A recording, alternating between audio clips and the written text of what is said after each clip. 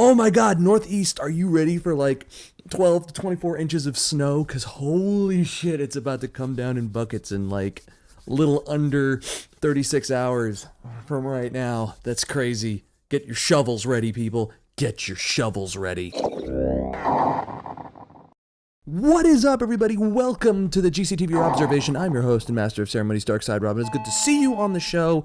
It's been a couple of days, weeks, whatever, since we did a show. I apologize for that. There's been some real world shit going on. But without further ado, let's get into the Robservation because we got some stuff to talk about this show. And the one thing I really wanted to talk about, because there's a lot of stuff going on, there's PAX East that's been happening this weekend, a lot of games coming out in the first quarter of this year, but one of the big ones that everybody is anticipating, getting ready for, being psyched for, and all of that jazz is the next Mass Effect game, Mass Effect Andromeda.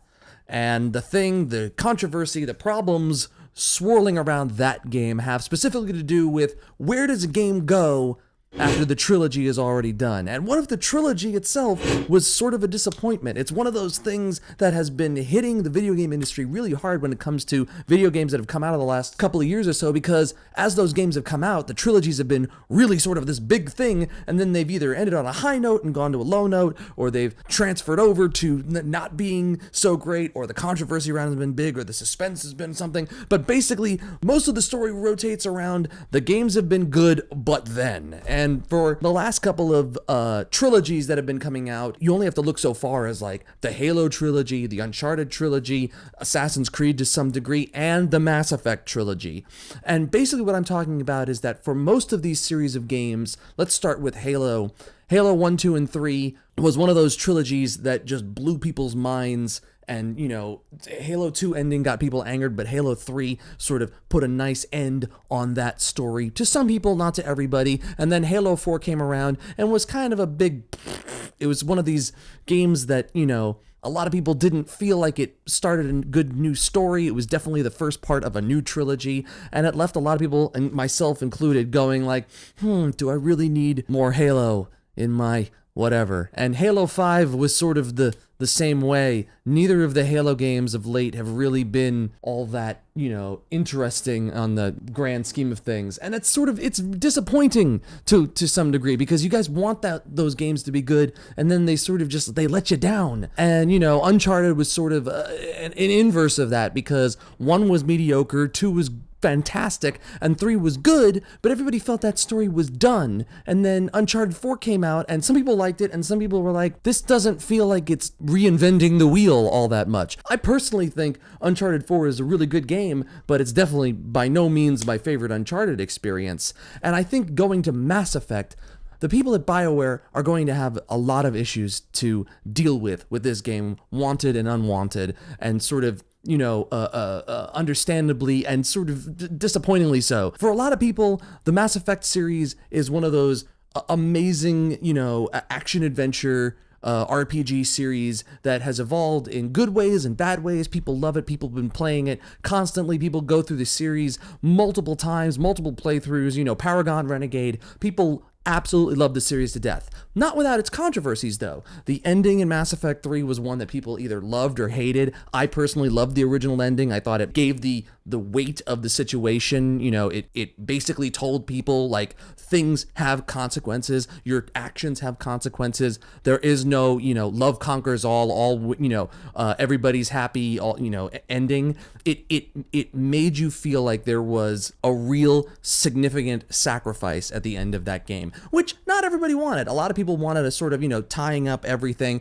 multiple, you know, choices, happy ending, sad ending, depressing ending, depending on, you know, your mood. But for the most part, people's complaints with Mass Effect was that it did not give them enough choice. It did not give them the options that they thought that game was going to resolve on. And on the one hand, I understand the argument, and on the other hand, I go, well, that's sort of their prerogative. Their endings or the way they want to wrap up that story is up to them. Now, they could have done it better, they could have done it worse. For my money, I was very satisfied with the ending there, but everybody's allowed to have their own opinion. Not everybody has to feel the same way about a game's response, a game's reactions, how it makes you feel viscerally. What part of your body reacts to the thing that you're playing and experiencing.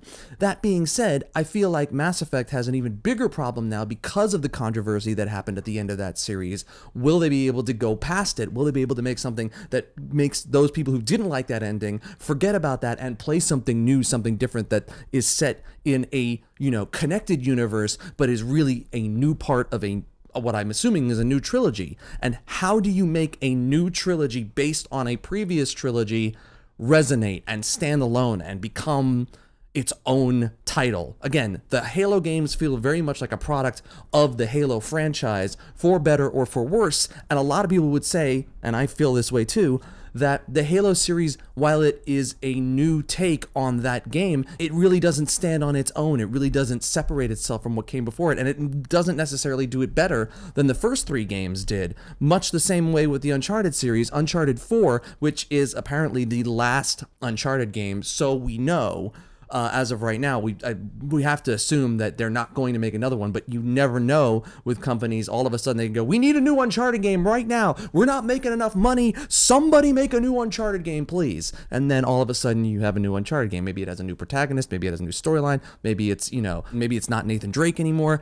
Who knows how that's going to work out? But I think the major problem with Andromeda right now is that it has to do 3 key things. 1, it has to start and successfully begin a new trilogy that people are going to want to invest in for 3 games. 2, it's going to have to put to rest the bitter pill that was the end of Mass Effect 3, which for better or for worse, some people liked, some people didn't. And most importantly, it's going to have to be an exciting experience that stands on its own, that basically says, even though this whole world of Mass Effect exists and everybody loves it, it can't be, the Shepard light story. It can't be Shepard continuation of that thing. It can't, it needs to sort of step out of the shadow of the previous 3 games. And will it be able to do that? Or will it be too hard, too complicated, too big of an ask for the new Mass Effect game to succeed at such a, it's a really tough thing to ask any series to do. And I want to know what you guys think about it, because there's a lot of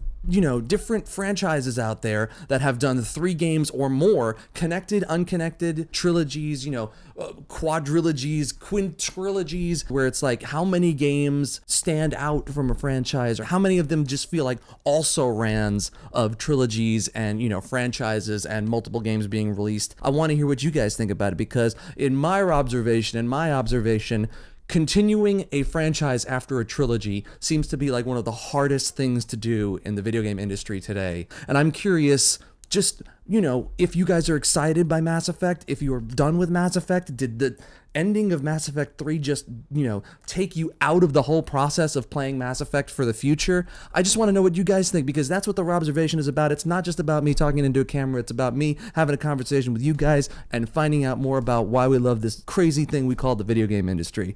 So with that in mind, I'm going to wrap up this Robservation for today. If you guys want to leave any comments, thoughts, questions, queries, any kind of information that you want to put into this video and future videos, and maybe suggest topics that I should talk about on future Robservations, go use the comment section down below, because I really do want to know what you guys think about this, because I think Mass Effect, above and beyond many other games that have come out this year, is going to have a real target on its back for people who want something new, something fresh, something that pushes them through Mass Effect and, pulls them into the next series of this franchise in a positive way after Mass Effect 3, and also people who just gives them more Mass Effect. Can they pull that off after 3, I would say, extremely successful games? So please, go right ahead, leave a comment in the comment section down below.